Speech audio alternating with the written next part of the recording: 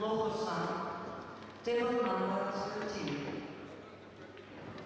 Nikki Yula, local song, table number 13.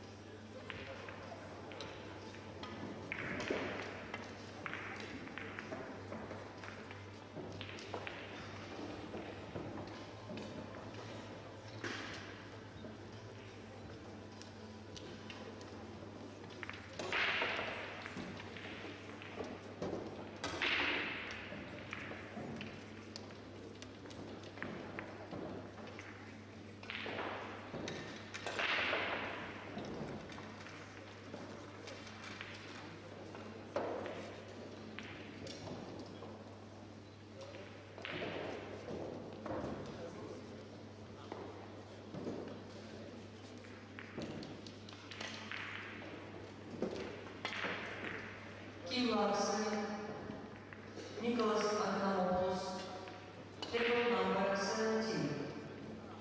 Kim Larsen, Nicholas Anamopoulos, table number 17.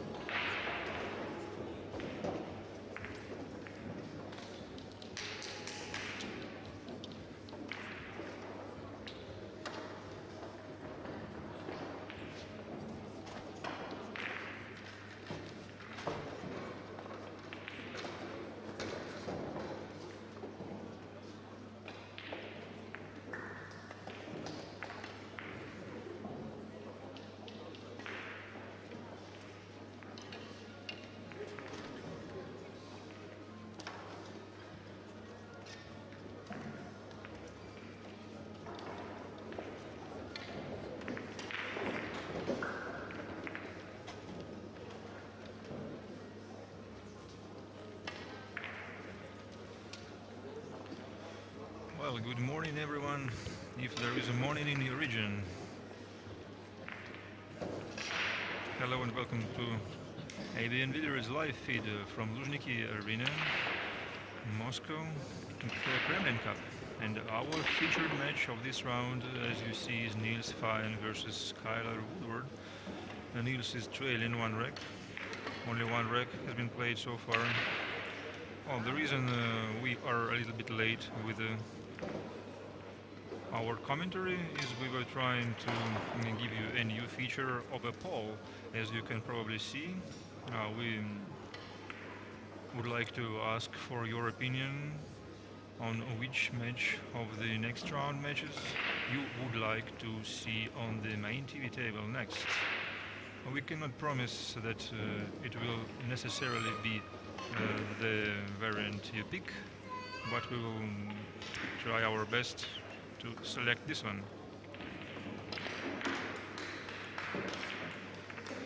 All of a sudden, I am joined by Double J himself once again.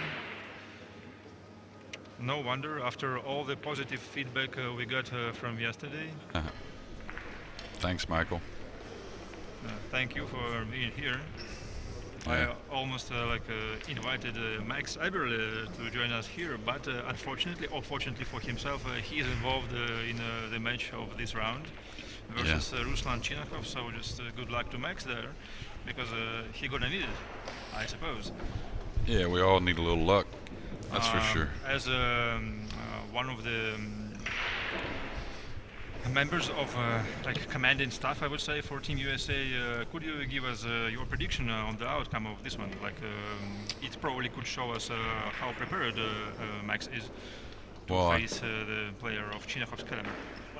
Well, Max has been a solid player for a long time. He's one that doesn't vary too much, meaning he's not going to play too below his standard very often. So I think with opportunity, he could win that match very easily, actually.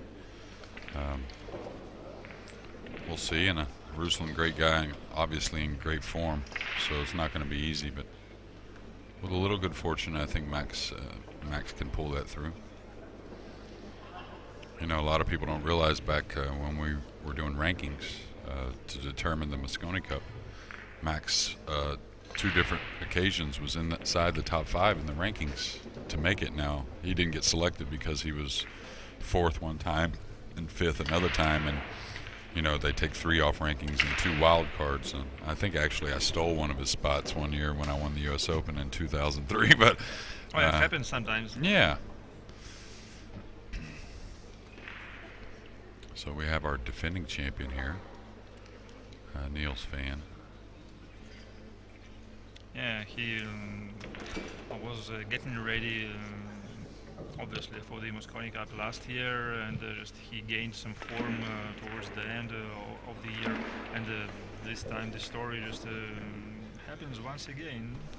Very nice to see, actually, Niels fully recovered after his elbow injury. Mm-hmm. Yeah, tennis elbow. Yeah, he got to take some time off pool. Well, Niels has been a guy that stays fit, so he's been a great player for some time, going on 15 years, maybe longer. Okay, not the best draw stroke there. He's not going to be happy with that at all. Kind of got a little quick with the stroke, and then when you do that, the tip comes up a lot of times, and he hit it with plenty of speed, but when you have the tip come up, it's a flatter cue ball.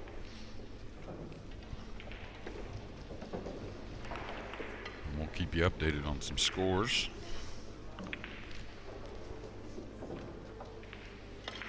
Okay, this is going to be a similar shot that he opened with, laying the 2 behind the 7, the cue ball a couple rails behind the 3. Nice that he just shot this shot a moment ago. That's got to go. Fell a little bit short with the cue ball. Contained the 2 though, so he's not giving up an offensive shot that we can see.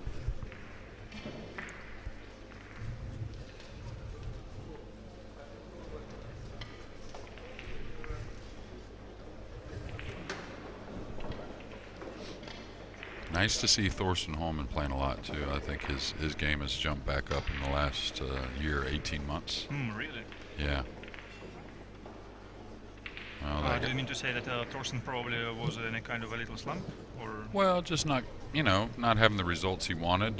Probably not competing quite as much there for a spell.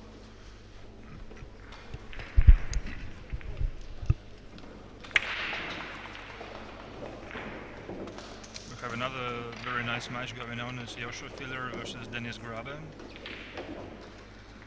The Estonian produced one of the I wouldn't say shocking, but like probably surprising, not the outcome, but the scoreline. He beat Ekland Kachi 8-1. Yes, and short, you can admit short races.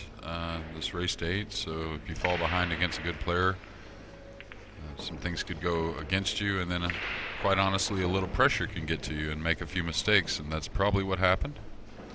Of course, every time I looked over in that match, I never really saw Kachi at the table much. So it could have been maybe he got snookered off the break, a few dry breaks.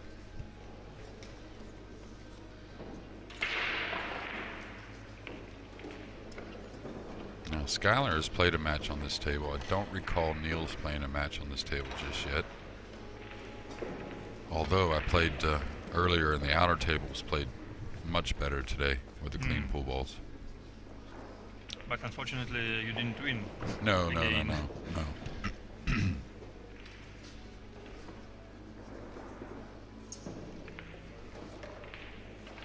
But in the end, you lost only a couple of breaks, like 6-8, I think. Yeah, 8-6, but I missed a couple of balls, and I felt great today actually, but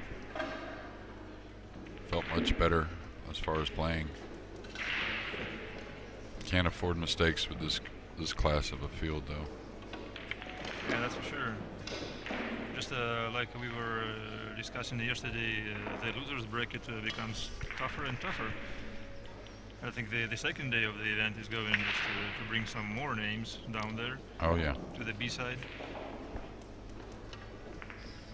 Now it looks like he's drawing this back or going to the rail. Yes. And I like that rather than a lot of people would have said, why didn't he just roll forward? But rolling forward, you have to shoot the ball with a little more timid. You got to put a nice medium stroke coming back with the cue ball.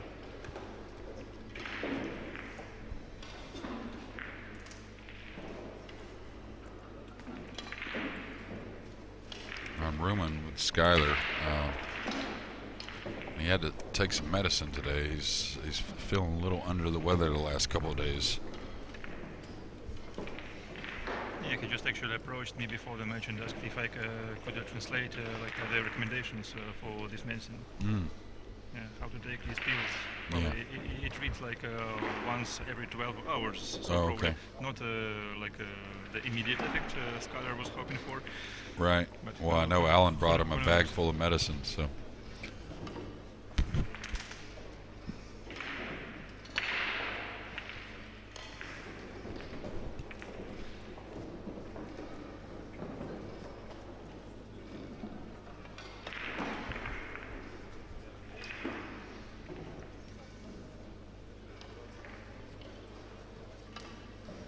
Now, interesting that we talked about the different break styles. Okay, now he's going off the end rail. So that Just makes, the way like Corey does. well, that makes me think he's not going to hit him as hard as normal. Normally, Niels does not back. Okay, more of an arm break also. Well, you could see the distance between the head string and the cue ball. Maybe it is just one of the ways for Niels to reduce the cue ball speed a little bit.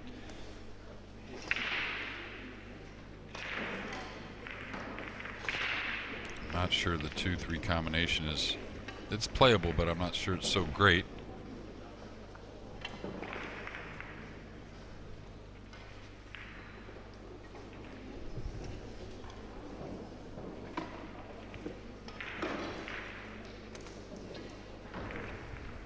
Max Everly is up 2-0 on Ruslan right now. Don't know if he had a dry break there or a scratch on the break. Ruslan's back at the table.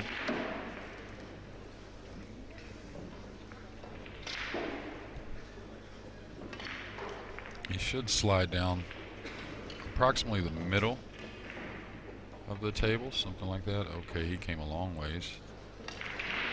So now it probably may shoot the combination.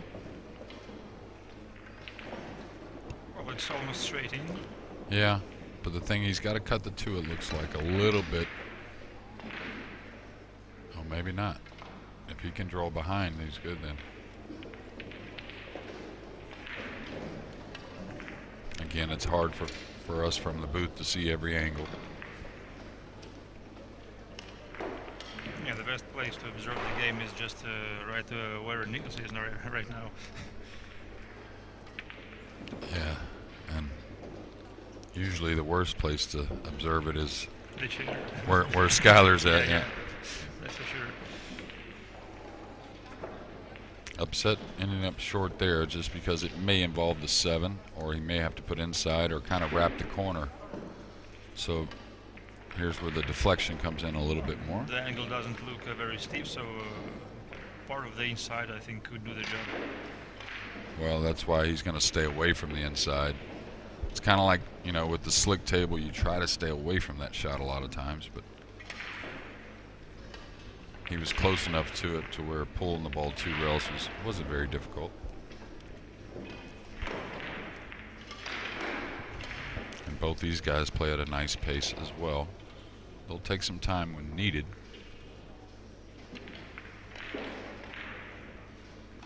Well, usually I think Niels is bound to take a little bit more.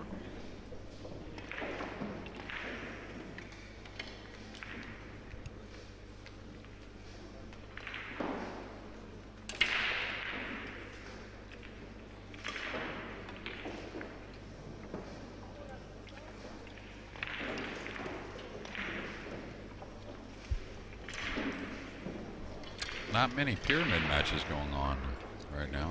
I guess they've dwindled the field down quite a bit. Oh, they are already in the 3rd day of the event. Right. There, so just the majority of players are already eliminated.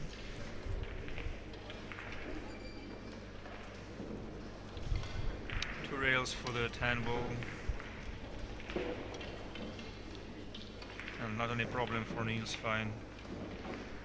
Getting the early lead, 2-1.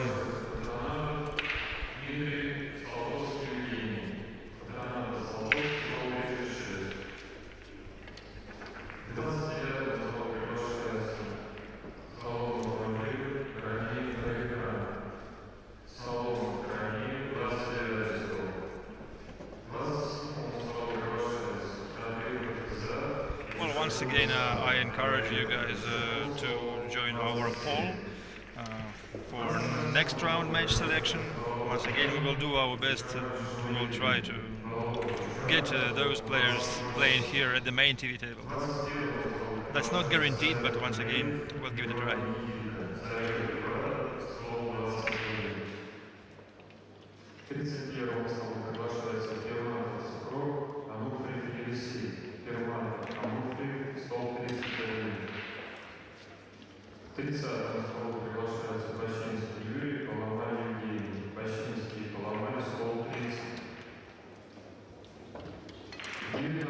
Well, a dry break there, and I believe the 4 goes in the side, and if it does, pretty easy out, pretty doable out here for Niels.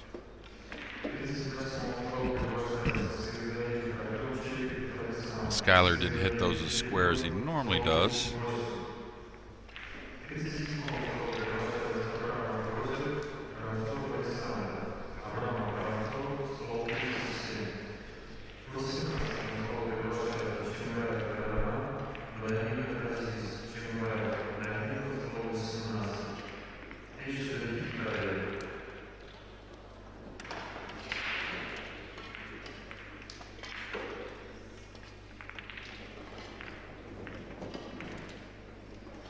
Did well there not to have to go forward with the cue ball and involve the 5 ball in any kind of way.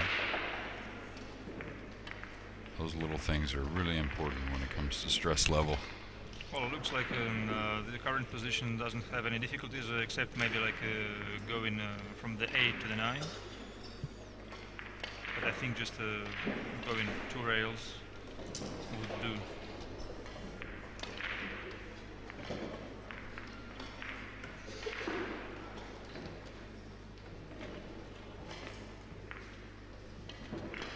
Niels looks very comfortable at the table. Doesn't appear to, not really flinching when the stroke at all, or any worry of the table. Now I want to get pretty heavy on this 5 ball. You can see the 6 near the side pocket. Doesn't want to have to move the cue ball much. Yeah, that was the reason he played, made the cue ball go a little bit farther on this shot from the 4 to get closer to the 5. Now just making the decision where he needs the cue ball from the 7 to the 8. Like pointed closer to the 10 ball. Yeah, and the 7's not that far off the rail, so falling nice and heavy on the 6 shouldn't be a worry, meaning it shouldn't. I understand you would love to get a little angle, but if you fall straight on the 6, it's still okay.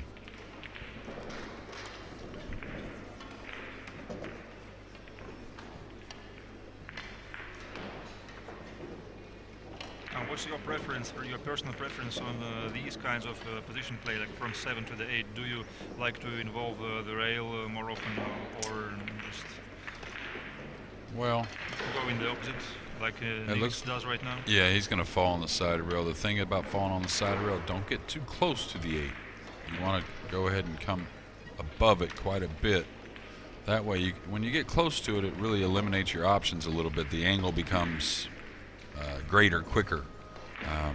So it's harder to follow through the ball and get to the backside of the 9, but he's got an ideal here.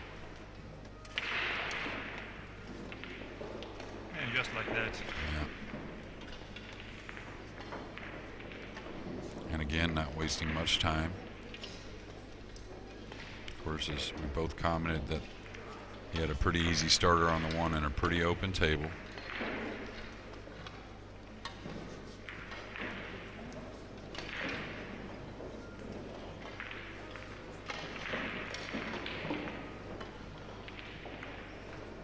That's a 2-rack lead for the Dutch, and he's going to make the next break.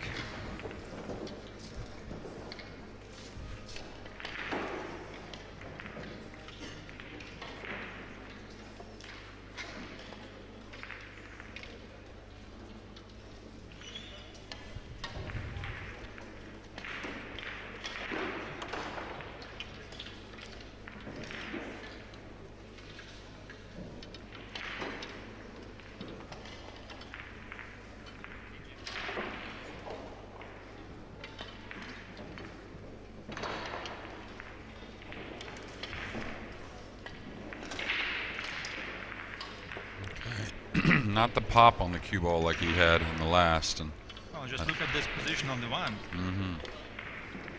But nothing down, though. Yeah.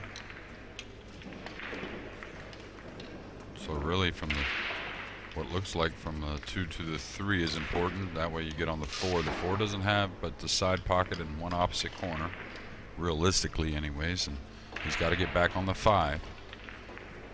So probably play the 2 up long, I would think, just to make sure you get that angle to slide over for the 3. The 3 does go in the side as well.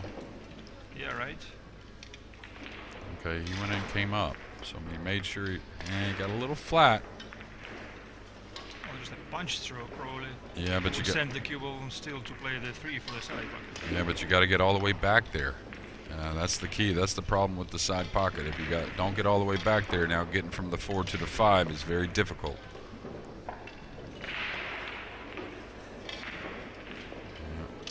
Played it nicely.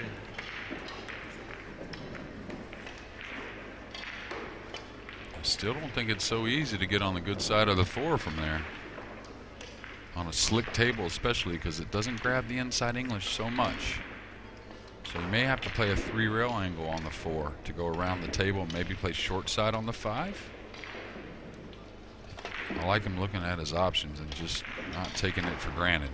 Well, that size of the position zone is scary, small. Very small, and if for you the get 5 ball, I mean, yeah. Yeah, Well, yes, it is small, but sometimes if you can, you know, if you're moving there naturally, it's not that hard to get there.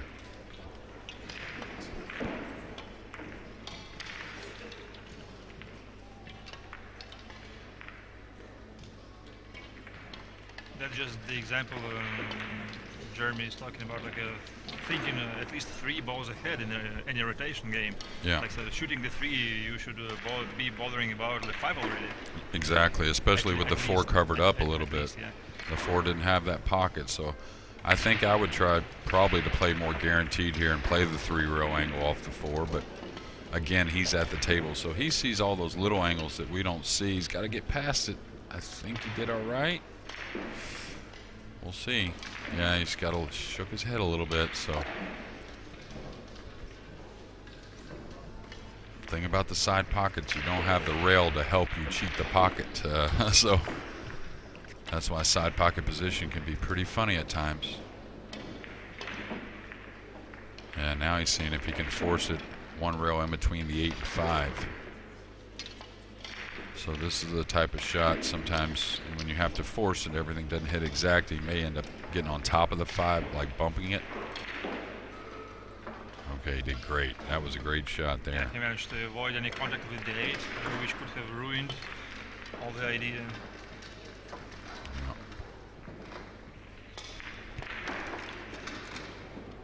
Sometimes these kind of shots are like, they say, threading the needle.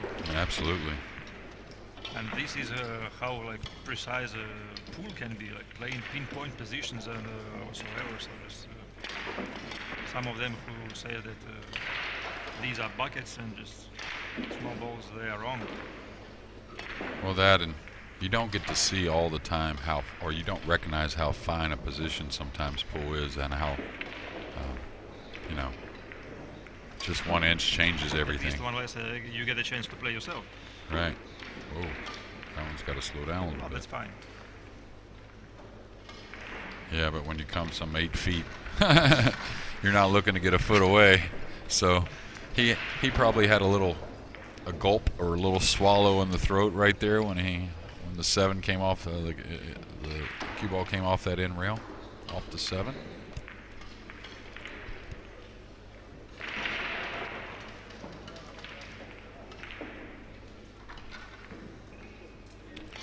Myself, unless it was too bad, but whenever I was just a little under the weather, a little sick, and playing, I played some of my best pool actually. I think my focus was a little higher. You're not the only one. Yeah. That's kind of a surprising effect. Maybe like the reason is the whole body is trying to mobilize some inner resources. Right. Just doing something extra.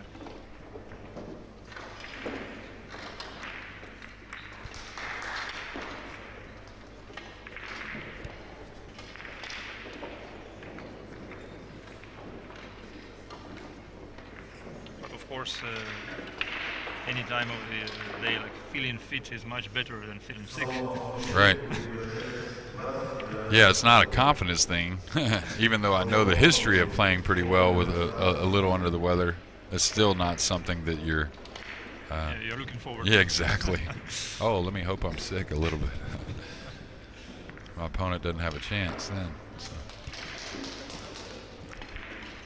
Okay, so Sky missed the break a little bit. Didn't hit him as square as he would have liked in his last. So overall, though, he's been breaking really well.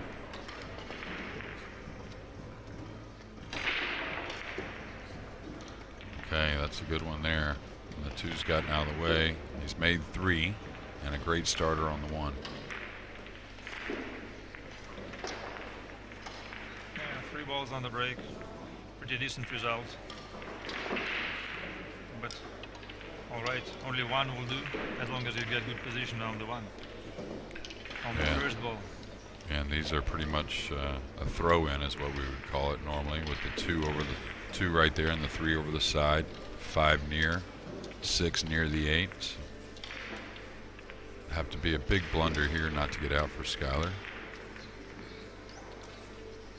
And luckily for him, there is no 9-ball at the table right now, like the one who, which looked to be his nemesis yesterday for a while. That's right. He had a couple of mistakes on the 9, a miscue and an open miss. Not too much to worry about here. Go ahead and be somewhat aggressive with the stroke. Meaning no reason to just barely come off the rail. You want to come towards the 6 a little bit.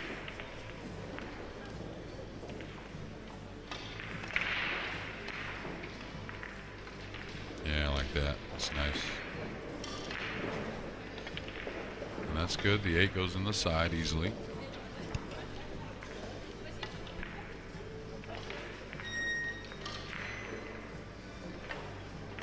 Yeah, 8 in the side and just 10 to the corner is pretty natural position.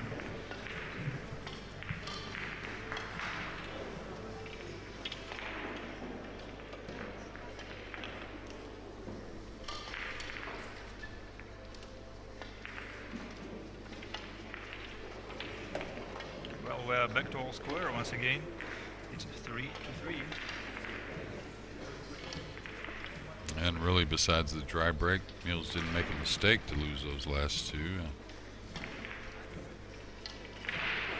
And I wonder how often he really practices that end rail break. I've seen him use it once, actually, and that was this last summer.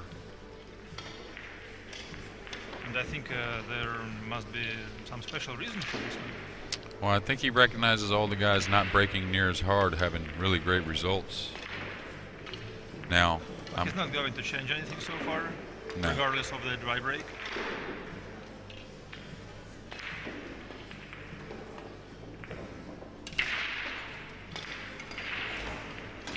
That was the pop. That was better. Well, he added some power. As a result, he gets one of the second draw balls going to the side pockets. Yeah, and a real nice track on the 1. And I think eventually, not eventually, here before too long, I think on the pro side of things, when it comes to 10-ball, they're going to have to move the 10 to the spot. I think the break has become too easy for these guys, and the way the 1 gets dressed up over the corner, which won't change much if you put the 10 on the spot. But I think one person to blame for this it's Shane Van Bonen. Well, no, this break has been around for a long time. The 2 balls in the sides. We played 10-ball at the Camel Pro Billiard Series back in the late '90s. Well, because I mean, I remember the days like when pros managed to figure out how the 9-ball rack breaks, but they were just moaning about the 10-ball because they couldn't get decent result, and then all of a sudden Shane comes here and just bangs, and then he explained the way he was just trying to do. Right. So I think just he was the one, probably the first one who introduced the idea that the 10-ball break can also be like manipulated, or just I think I will try a better word for this one, just to get good results of it. Yeah, but the same balls were made, like I said, back in the Camel Pro Billiard Series. But the difference was we used a triangle, so you couldn't get that perfect rack all the time like a template rack. So it was a little harder to repeat things, or a little harder to trust things, to trust things happening. But Efren Reyes, he used to use the same break in 10-ball, making the balls on the side and the 4 railers and putting the 1 near the corner.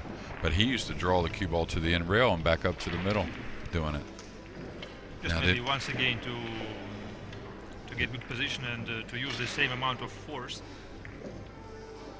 I was going to say, did he get... Ooh, he caught that thick to the hole, so this may be a bank on the 5 or a carom on the 6. I would have to look at the 6. Better, yeah. I would have to at least entertain the 6. I mean, the position is natural, like going 3 rails. Yeah. But can he come off the 5 and make the 6 easily and hold the 5 on the side rail? No. Maybe not. Maybe that's not so easy. Maybe he's got too much angle. Yeah, he caught a little thick. He had to swerve it a little bit.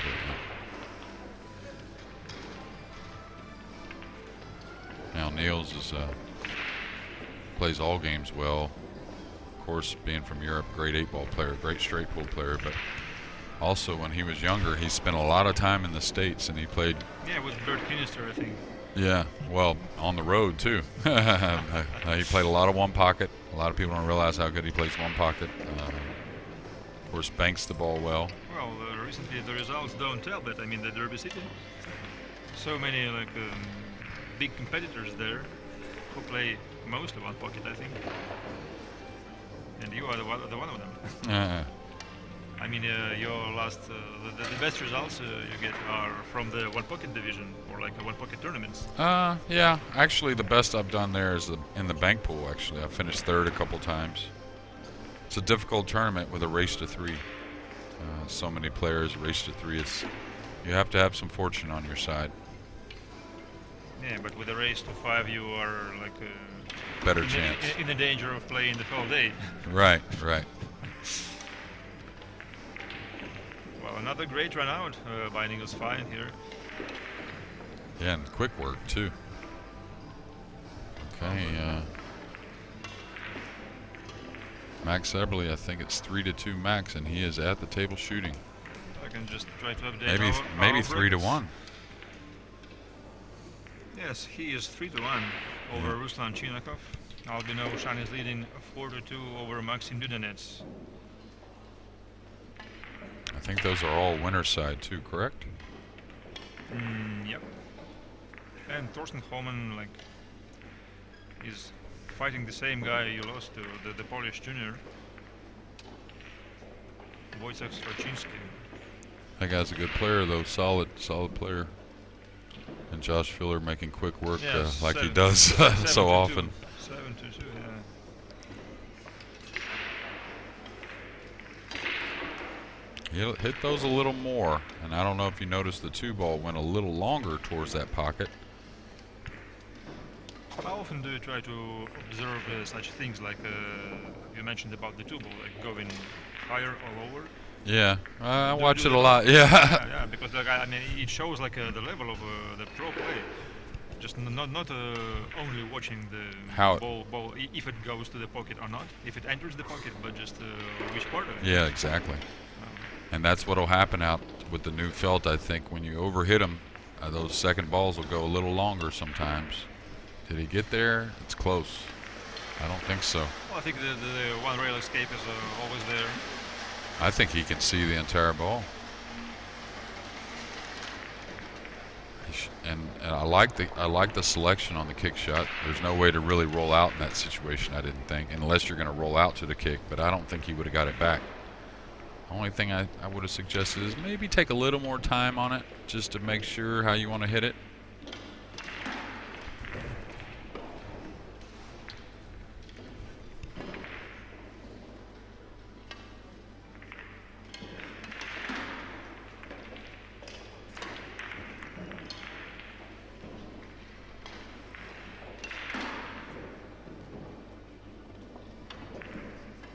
Yeah, I'd like to be interested to see how the balls would break if you move the 10 to the spot.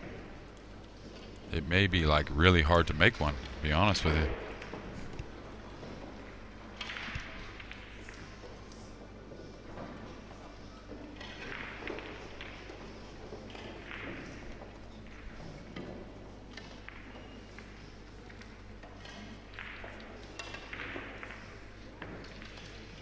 That's very interesting observation you made about Niels Feijen. I think his pace is up a little compared to recent years. And I saw that except for the final of he played in the Diamond Pro event there in Vegas right before the World 10 Ball. Except for the final, but I saw that in prior matches in that tournament that he had picked up the pace a little bit.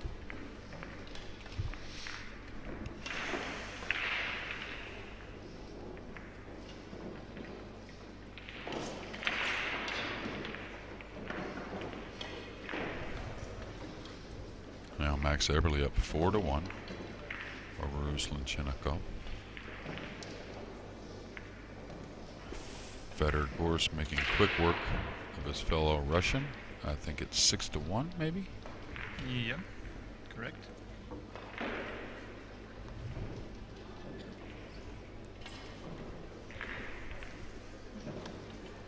And of course, I'm pulling for Max, and I could be honest about that one, but I think Fedor and Ruslan are going to be right there at the end of this tournament. I watched them at the pool room this last several days. I like the way they're looking.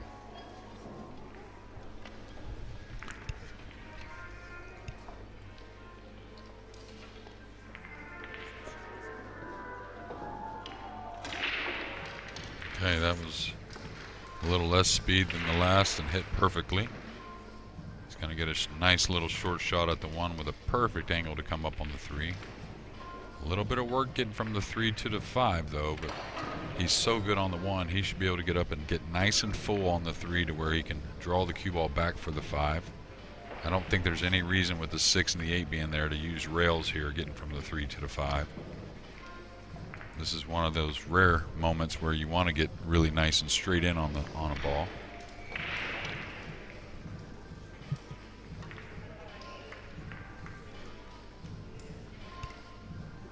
And I'm not sure if you know all the Russian pyramid players, Michael, but the man on the next table, he sure looks like he plays it well. Well, I think those of them who made it to the 3rd day of the event are expected to be playing well, for sure. Yeah, but I've watched a lot of them today, but this guy looks like he's really exceptional. Yeah. I was watching him warm up, and you know, when you're practicing. Well, you know, actually, there are still...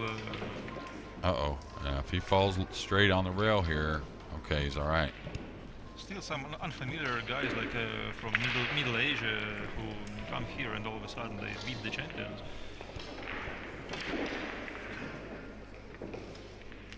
Yeah, that kid looks pretty fearless though. I haven't seen him really play safe too much at all. I think that's a trait of character. I mean, like the shot he just made right there. The trait of being young. Like I think in every game, like the youngsters tend to play more aggressively. They like to pocket the balls much more than just to play safeties. Yeah, that's what turns them into great players, is the aggressive mindset. Later, it turns them into good players when they learn the safety and just learn to compose themselves a little bit better, not to just jump on anything. Well, guys, we're about to close our poll, and like you see, the obvious option for you is Sanin Pehlivanovic versus Shaman Boning for the next round TV match. Well, thank you for sharing your opinions. We will try.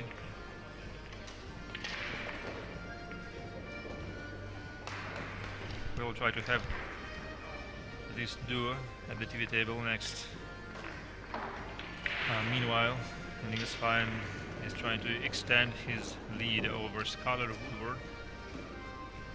Yeah, and a bit of a misfortune for Skyler getting snookered off the break in the last game, but it's going to take something like that, it looks like, for him to make a comeback here. I expect Skyler still to be successful on his break, but now trailing by 3 games, and the way Niels is breaking the balls, it's going to take a big mishap.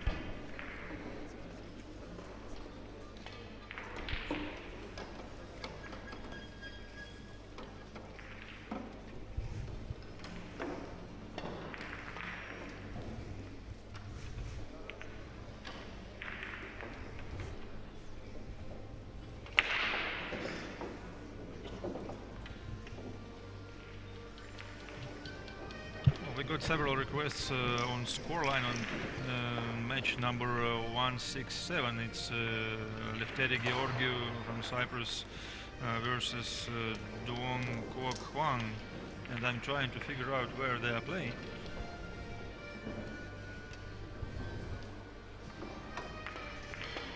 Table 3? Yeah, table 3, yeah. It's 5-3. Georgiou is leading.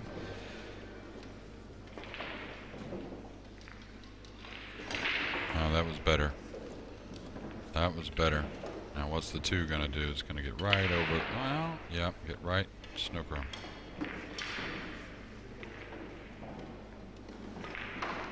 Well, Jeremy Jones is the closest supporter to Sky Woodward, so every time just something unusual happens, Sky gives him a little look. He gives the coach a little look, like a desperate one. And that's why I also think that moving the 10 to the spot is going to be needed eventually, because both guys are making balls. So it's going to come down to what unfortunate things happen. Does that make sense to you? It's a little more devastating when they're both making balls. But when you have dry breaks more involved, Well, the devastating things can they can turn around a little bit, or maybe be a little bit more where both players have a little bit Do of you it. think that moving the 10 ball to the spot will make it even easier to make the ball from the second row? I don't know. It changed it up in 9 ball a lot, that's for sure. So that's what I said earlier. I need to break that. I put the 10 on the spot and break it a few times and see what, or get one of these guys to break it a few times. Me personally, I like getting back to the good old times when you had to use the wooden triangle. Yeah. Just let it be of good quality. Yeah, well, I just like the game being as tough as it's supposed to be. Like when I played a lot of professional pool back in the early 90s and through the 2000s, the game was a lot tougher, it seemed. And as great as these guys are.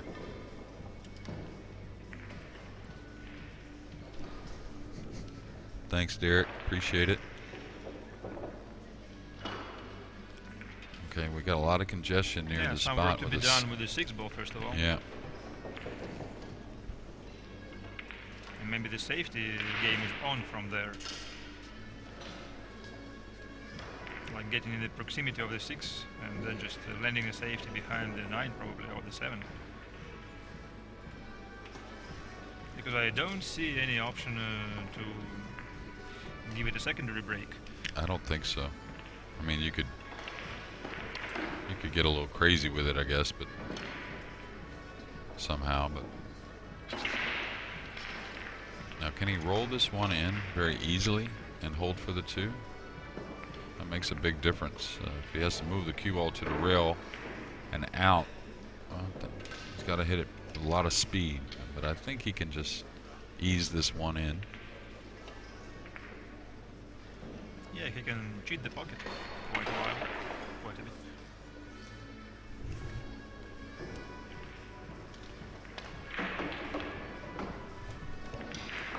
He did have to move it to the rail.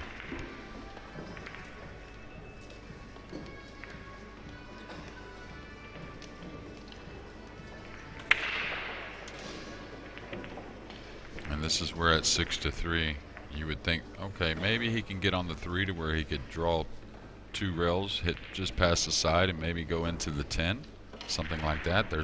It's a comfortable shot, but do you take that chance? Uh-oh, that's a mistake. That's a mistake. Well, the cue ball stayed, but can he see the 3?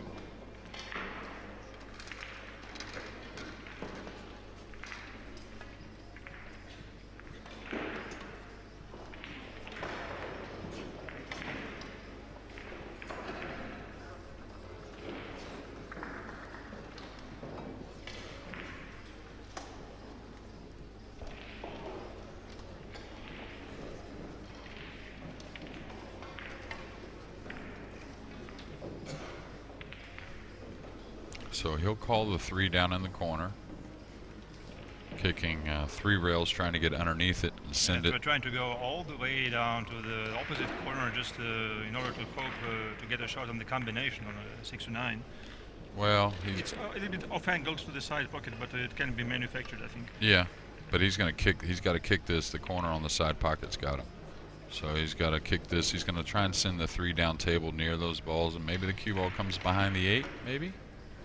At first I was thinking he could see the 3. Okay. Well, he's going to leave Skyler where Skyler may be able to produce something from here. No luck here for Niels. It was a very nice effort, by the way. Now Skyler looking at that 6-9 like you were talking about.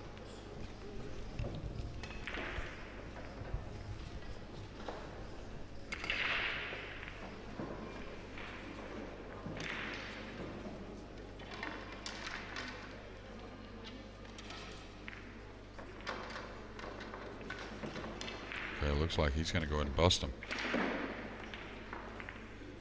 I don't blame him there either. Looked like to me. Yeah, the bank shot is on. Yeah, and he was kind of thin on the 3 to hold for the 6-9 combo, and the 6-9 combo wasn't like a hanger. Be one thing if it was really easy.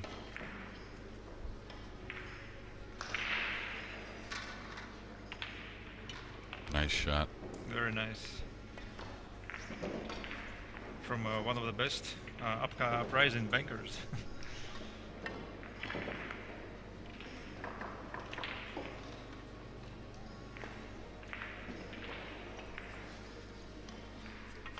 So again, he's going to need a little something from Niels to try and get back square in this match here in the next break-off. But we did see a mistake from Niels, which is our first, I think, as far as when the open table going across, almost losing the cue ball on the side.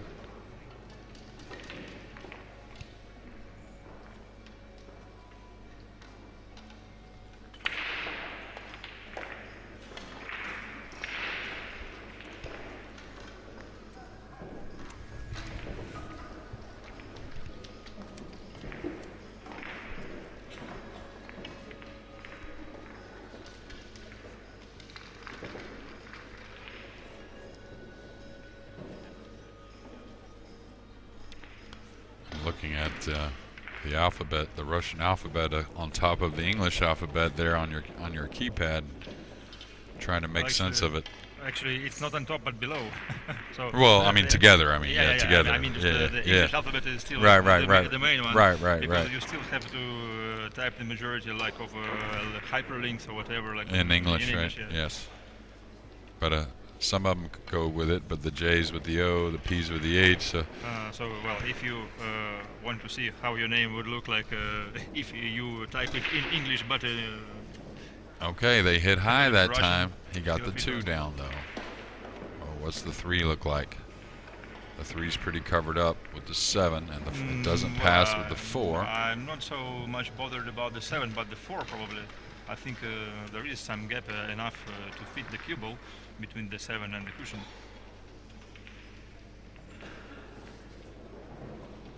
Well, he's a little stretched. The one's near the pocket. Now he'd like to get just real nice and heavy on the 3 where he could knock it away and just stick him underneath the 7. Maybe the 3 goes 2 rails into the 9, something like that.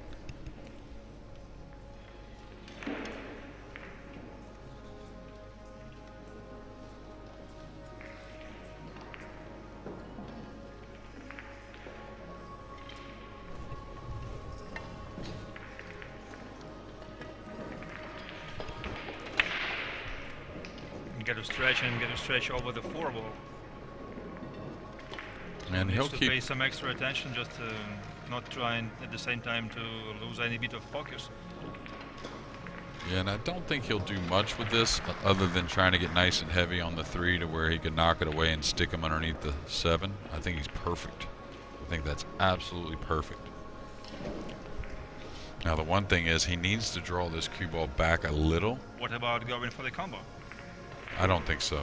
I think he'll 2 rail this towards the 9. That's why he needs to pinch the cue ball back a little bit, because the 3 could contact the 9 or the 10. Because, like, you know, with the current scoreline, when you're in the lead, I think it gives you some more options. Yeah, but these guys play every game like it's hill, so. Yeah, very nice call, Jeremy. We see the safety. Yeah, it's a very hard one to escape from. These types of sports, it's almost, I mean, there's certain times when it comes to winning, it's different, right? You're in the finals, certain things, but it's a long-term thing. These sports are like golf. You try to play the shot that's correct every day of the week, more than the prime situation, you know? Okay, this is a toughie. It's called the 3, I believe. Can he not go long rail? Up to the top rail with the cue ball? Can he not go that way? Yeah, they have the referee over there.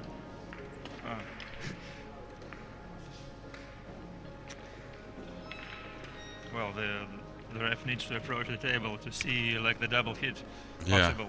Yeah, they cannot see it from this position. Yeah, I'm not sure why he's not so close to the table. Oh, he made a nice hit there.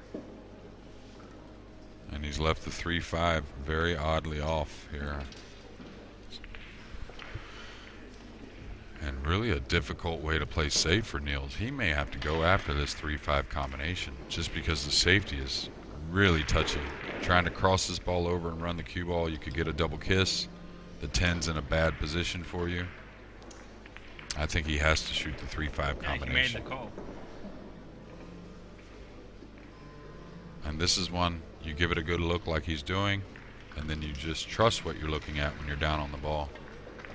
It's all you can do. It's not one you practice. How do you, by the way, aim the combo shots? I mean, do you just aim where the first ball of the combination should go, and then you just forget about the second one? Yes, pretty much. Yeah, pretty much. Play it as if there is some kind of imaginary pocket, right? Exactly. Well, yeah. Just like I said, trust what you're looking at. Give it a good look.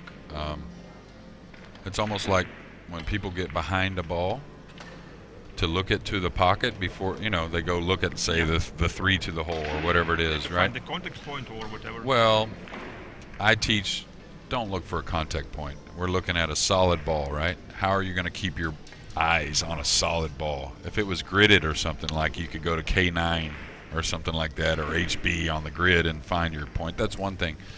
All I do is, it's like golf. I teach people to just give your mind the reference of how you want the object ball to travel. So you look at the path you want it to travel. So you're just feeding the brain a little information to try and detail your brain a little bit to deliver with the arm. And so just imagining the path for the object ball, then you can imagine where the cue ball should exactly. contact. Yeah. I think it's very, very, very hard to try and look at a point on a solid object ball or even a striped object ball. It's a very hard thing. I mean, the contact point is so small. Yeah, I get your point, but at the same time, I think it all comes up to how the human mind works, actually. Yeah, everybody's different, of course, but I think it's just a matter of imagination. Yeah, and I just also think you're asking a lot to be able to be confident in a point more than the path. I think the path is always going to be something you can see better than a point. And, you know, like I said, like you said, to each his own. You know, everybody's a little different. Oh, that's... Oh, okay. He wanted to really hold the cue ball, so he's not going to be real happy with that, but he got it down. And now he's either got to spin this softly, or he's got to go back and forth a few rails. So Sky should be happy. They're still staying at the table.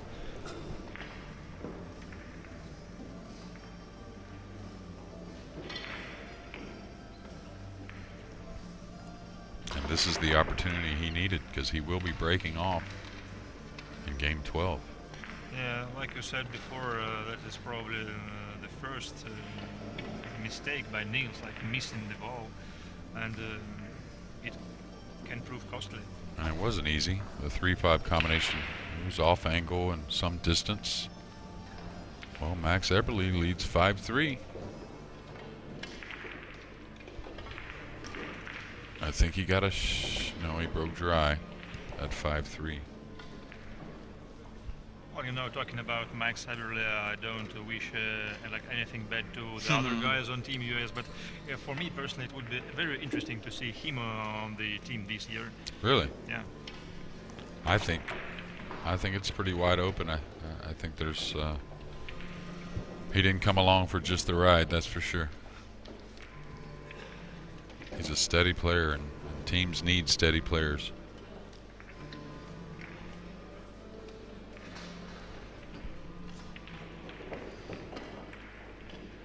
A little light with the cue ball, just a couple inches, not bad. He still has a nice 2-rail angle back and forth. Yeah, maybe even 3-railer. Maybe he may catch the bottom rail, yeah. 3 long rails.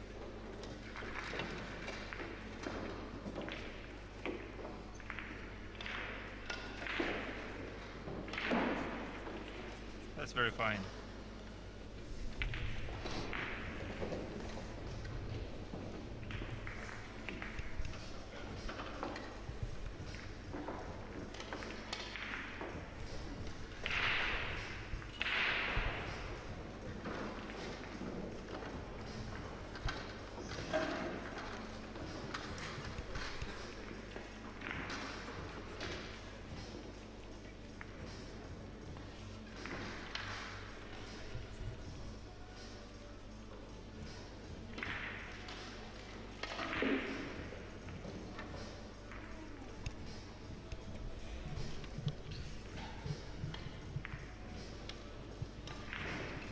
come on Sky, we got some Americans rooting for Skyler Woodward.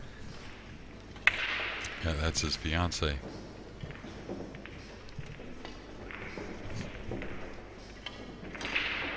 Okay, a nice hit there. Now the 4 went a little long and the rack didn't sound so great. You can see the congestion. I think it's easy to give yourself a bad rack at times. And the template is also, I think, will stay until the very end of this rack because of the position of 10 and 9. Well, Niels immediately called the bank, and he may still bank at it, but wouldn't be surprised if he changed his mind. Well, he needs a perfect angle on the 2 though to go for the good position on the 3. Yeah. We'll get a look at the table. I'm wondering, does the 3 pass the 4 all the way down? I know the 4's tight, but I'm wondering if that really helps with getting from the 2 to the 3. Okay, a nice shot, slow rolling that, and that's a big sign of confidence.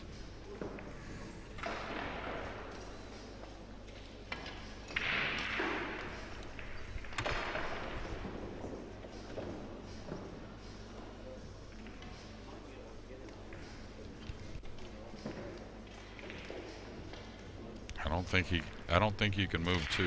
I don't think it's going to work. I think they can just call the ref with a ball marker. I hope they have some. They're okay. Teamwork makes the dream work, Michael. Well.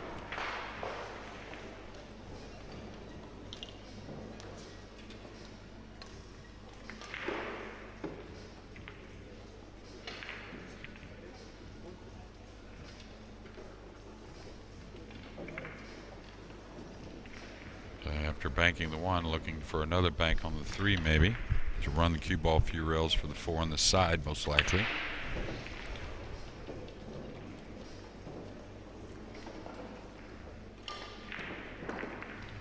Well, Albin O'Shan is on the heel versus Maxim Dudenets. And Albin hasn't had the year he wanted. He's quite down on the rankings. Not something we see from Albin, but that just shows you, you know, he might tell you he's a little off, but if you're just a little off the way the pool world is today, it doesn't take much. This year I don't think he has got any chance left to make it to the team. Well, there's wild cards, and he's played awfully well. Of course, you have one tough position. I talked about it before. I wouldn't want to be in Marcus Shamat's shoes. Well, I'm not sure you follow all the rumors about Team Europe, but I think, I guess that one of the wild cards is almost a given. Well, once again, in the end, it all comes up to the captain's decision, but I've heard like Jason Shaw is probably one of the 2 selections. Well, we'll see.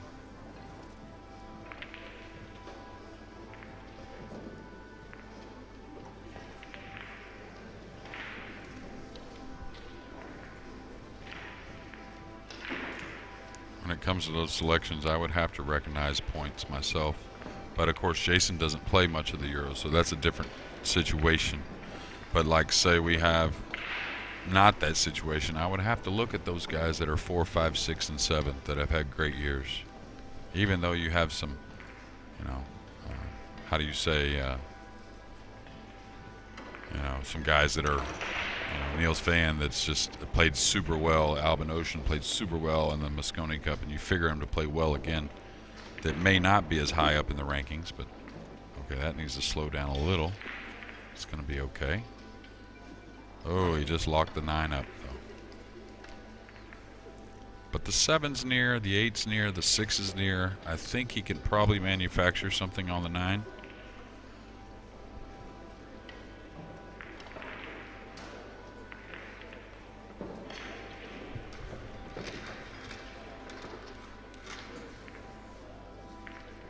It's 4 to 5, I think, between Chinakov and Everda right now. Yeah, and Max has had 2 dry breaks in a row, and he may have had 3 for the match. So playing a solid match, just the break has cost him a few games. Ruslan just broke and he didn't come away with a shot. He had to play safe, and Max made a nice shot, but he made 5 balls on the break a second ago.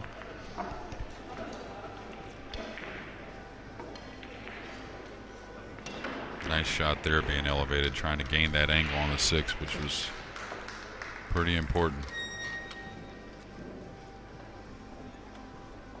Well, right now Feijen has to make a decision on whether to go 2 rails across. I think 1 rail. Well, you catch the second rail a little bit, but you're playing for the 6 in the far corner.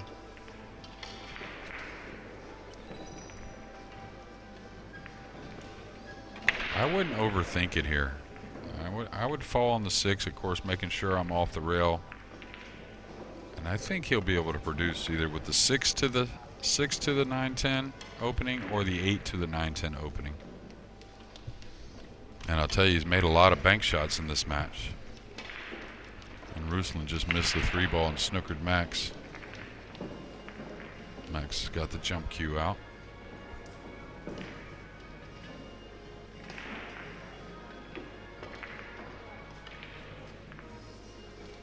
Yeah, but that's what I meant as far as trying to stay off the rail, though.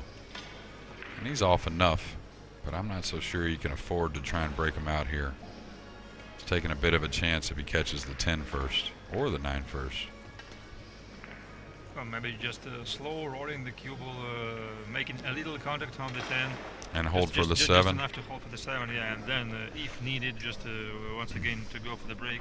The problem with that is if you catch it a hair thick, the 10 comes off the 9 and carries with the cue ball. You can get it snookered actually by the 10 right.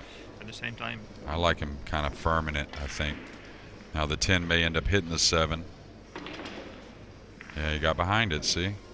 Took a big chance and got snookered. Some emotions showing by Niels. Some negative actually.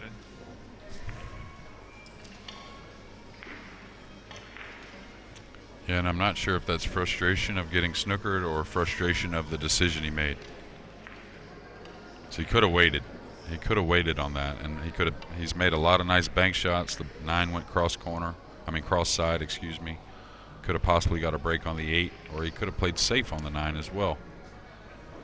Of course, he very well realizes that this is a chance for him to go on the hill and a chance for Skyler to make it even. So just this vital break for both. Yeah. And he would have been in prime position to win this match, breaking off 2 out of the next 3 games.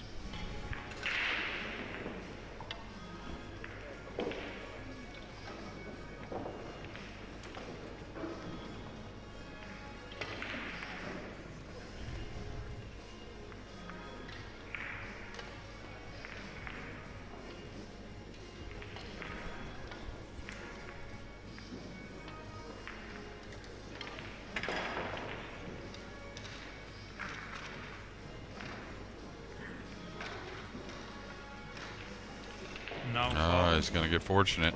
That's a good leave. Yeah, he got fortunate there, rubbing the 8, and he did nice with the cue ball, though. He was going to get some distance regardless, but he got the snooker there as well. Skyler is going for the jump, and he can actually make the 7. Yeah, or bang it around table. If you bang it around table, you got a good chance with the 8, 9, and 10 there. This is going to be a decision here. Do you go for the make? I mean, it's really close. A lot of times you want to go for the make, of course, give yourself a chance to win. But it's right on the 50-50 to me whether you knock this around table or go for the make. I'm wondering, can he come out 2 rails for position on the 8 and the side?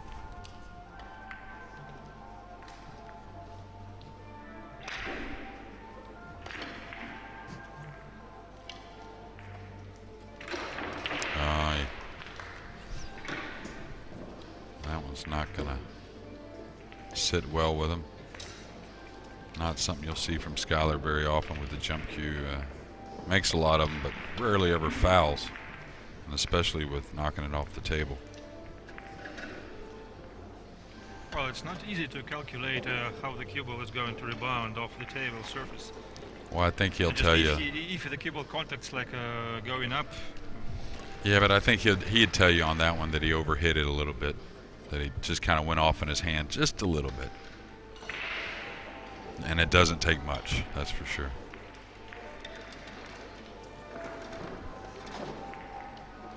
I really like this venue. This entire complex is. It's very nice. No, the complex is incredible.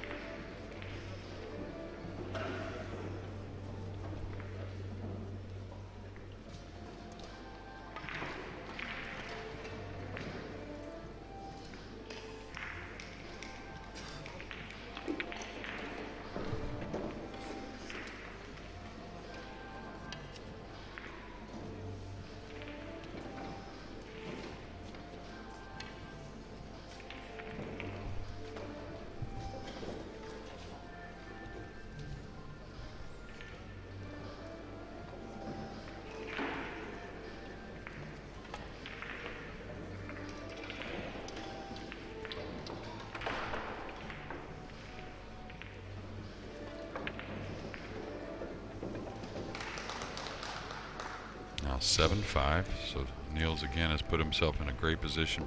Will get 2 break-offs in the next 3 games if it goes that far.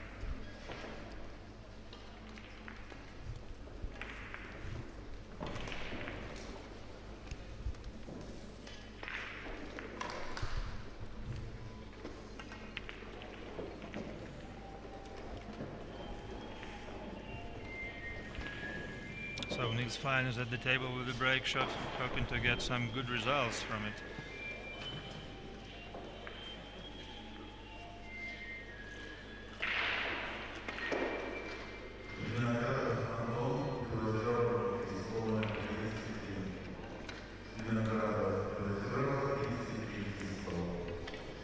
Max Everly up 6-4 now, and breaking. Well, that's interesting. Okay, that's more of the not so great a rack, it seemed like again. The ball's much different than the normal break-off. Now he got one coming up the rail and back into the side. So again, Niels has got a nice starter in the corner. Looks like the angle shows for the corner to hold for the 3. And really all about getting from the 6 to the 7, I believe.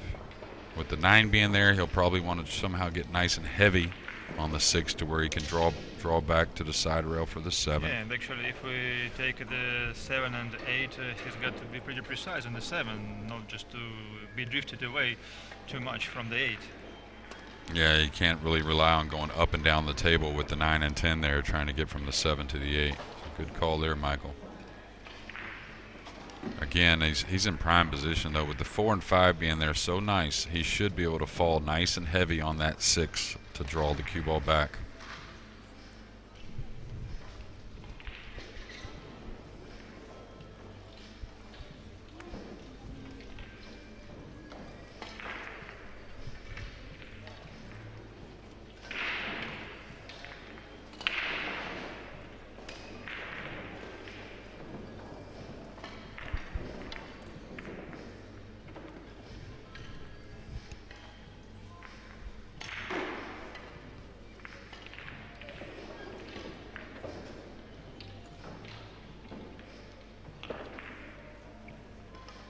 I'm wondering why did he have to go forward? It looks like he had the same angle no matter what. He's a little closer to the rail than I think Yeah, he should have been. Yeah, didn't think he had to do that to keep the same angle. That just kind of surprised me a bit, I guess. So now he's got to elevate downward a little bit more, but maybe he had to get the angle he wanted.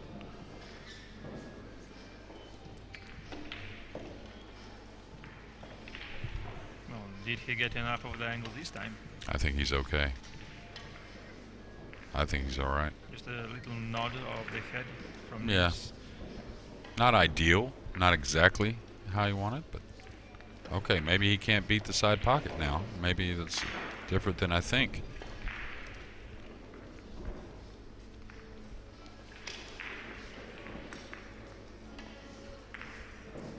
Well, his mimics are showing that he is not happy with this one.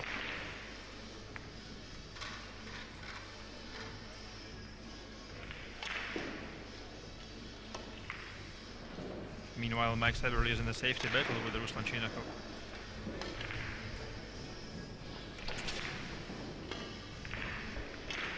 Yeah, he missed what looked like a pretty easy safety there.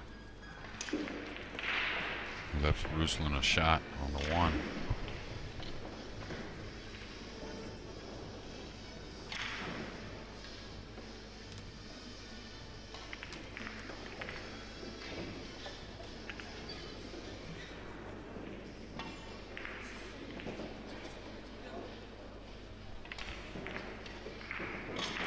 going for the draw shot, I think. Yeah. But once again, he's questioning this option. Yeah, and I'm not sure he can beat the side pocket. If he can't beat the side pocket, he's got to play for the thin shot on the 7 and maybe go up and down to short side on the 8. That way you stay clear of the 9 and 10. I'm not sure. Now, can he let the stroke out and play for the 7-8 combo? It's not a tough combo for what it is. He's going to beat the side, I think. No, he played, so he's going to have to go up and down here. And when you're up and down, you want to get thin. You don't want that in between, a little thick, to where you have to really maneuver the ball or manufacture the angle. This will be interesting to see if he goes in between the 9-10. Actually, at the same time, for the cut shots like this, you have to overcut the ball a little bit just to compensate for the throw effect once again. I'm wondering if he's going to play short side or between the 9-10. Oh, the 7 is in. Oh yeah, he hit it nice. To avoid he hit it great. That dreadful contact on the 10. Probably the cleanest stroke he's made the entire match, and he's made plenty of good ones already. To his own benefit.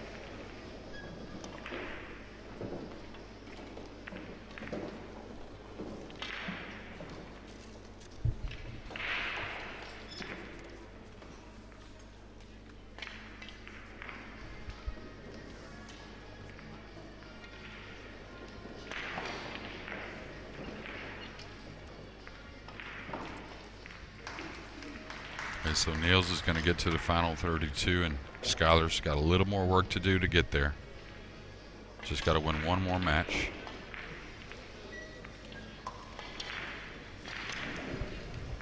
Well, Niels is through.